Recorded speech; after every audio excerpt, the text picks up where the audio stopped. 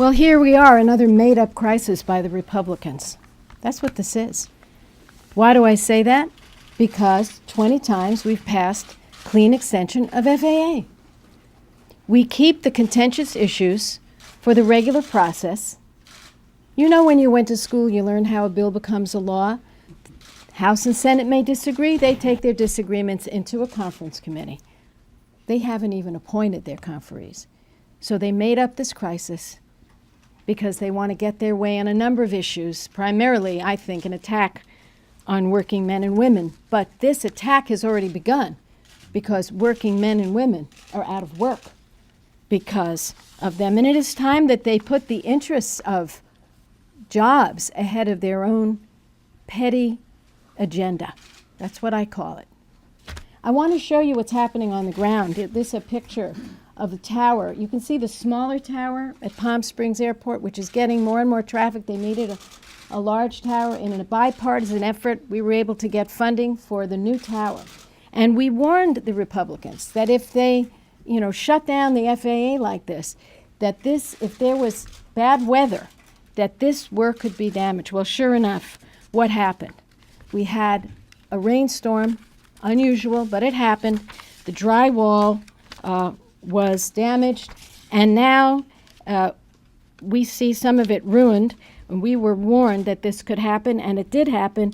And the contractor on the tower project, private sector contractor, Swinnerton Builders, is losing $2,000 a day in rental fees, equipment, trailers, and fencing. And the superintendent there said the longer this goes on, the worse it affects us.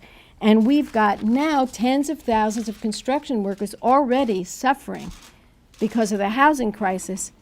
Now they're suffering more. This is a made-up crisis. This is government by hostage-taking. I want to associate myself with Leader Hoyer's remarks. Not Leader Hoyer, what are you now? I'm the leader.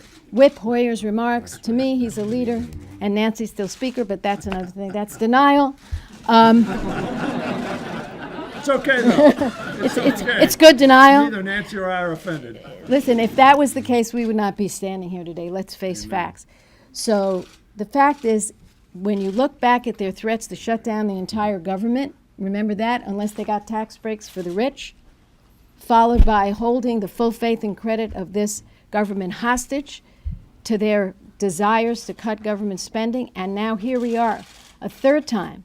I hope the American people wake up. This is their modus operandi.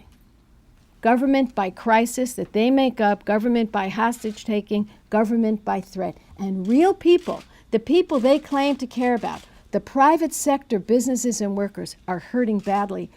I hope that my leader, Senator Reid, is successful in getting the Speaker, Boehner, back here, to fix this problem that we have fixed 20 times before.